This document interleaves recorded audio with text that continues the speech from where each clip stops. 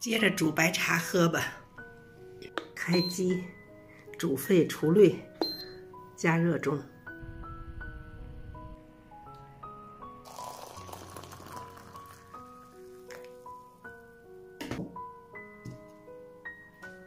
来点这个混合坚果果仁丝，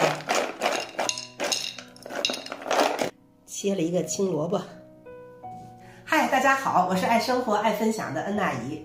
刚才出去办了2件事儿，2件事都没办成，但是呢也没有白出去啊。买的大青萝卜，刚刚都切成块了。又买的贡柑，还买的猕猴桃，还买了好多蔬菜。既然出去这一趟啊，就都带回来，把这些东西别白出去哈。办什么事儿去呢？第一件事儿就是我呢今天早上起来把手机打开，看见有一个短信。这个短信是我们天津市河西区防疫防控指挥部给我发的，给大家贴这儿看看啊。我给大家念一下啊。您好，您最近一次混检为阳性，可凭此短信到附近常态化筛查点免费单人单管复核，结果可在天津数字防疫查询。后边呢我就不念了。这说明了什么呢？跟大家说吧，我前2天呢发烧也好了，感觉自己没嘛问题了我就去做一个核酸。我们家门口就有那个小亭子，做核酸的小亭子。当时做的时候就做了一个红管的，我也想看看自己烧完了，过了3天了，是不是已经就是转阴了，想看看这个。这不收到这条短信吗？这个就告诉我那管里有羊，是谁的羊？是我的羊还是其他混在一起的羊？不清楚。也就是说让我可以免费的做一次单人的管的，我不就去了吗？但是呢我到那一看呢11点就结束了，我到那已经超过11点了，第一件事没办成，那只能今天下午4点多钟的时候我再去再做一次去，看看自己现在身体的状况是转阴了还是阳。回来我再跟大家交代啊。第2件事就是大家听我这声音说话还是没问题，嗓子但是呢还感觉总有痰，尤其早上起来一起床咳出来的痰呢还有点黄色的。凭着我自己这么多年自个儿的经验，自己的身体情况，这个时候要是喝一点那个清津止嗽，就是哪个嗽呢？就是咳嗽那个嗽，要喝点这个药呢，清清肺热，然后呢就是清津嘛，津不就是黄嘛，黄痰嘛，是吧？就能很快就会好。我一想，连出去测核酸呢，再去买点清津止嗽去。到了那个药房一问没有，以前这药太普通了，是吧？小中药。没有，然后我又转了几个药店都没有。当初我感染阳性就是因为去药店买不着药感染的，现在到尾声了自己的尾声这块就彻底的想把自己这个清理清理，还是买不着药。我也问了，仍然是那些药都是买不着的。有的人就说现在都有了，反正我们家附近的药店还是没有。这个就是喝清津止嗽，就是对这个黄痰特别有作用，你不能瞎喝。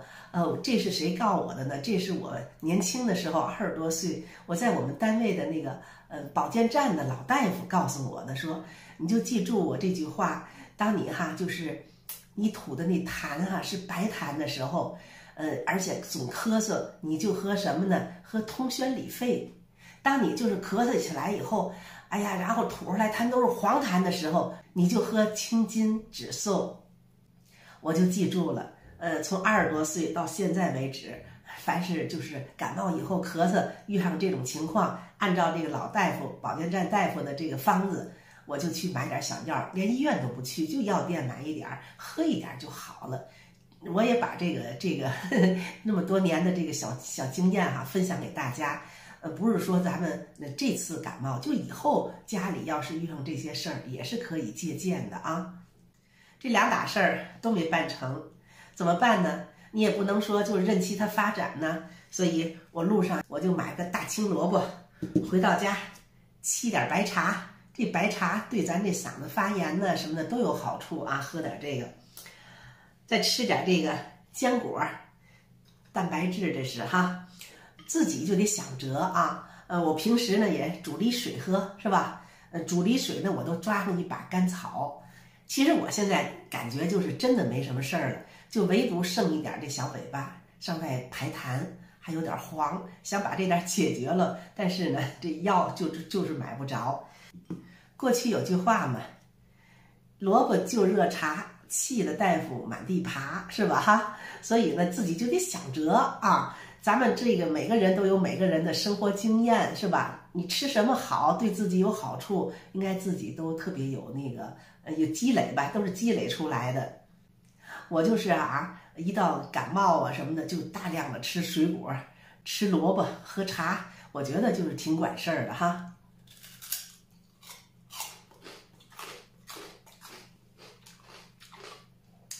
我现在吃萝卜已经吃出来萝卜那个味儿了。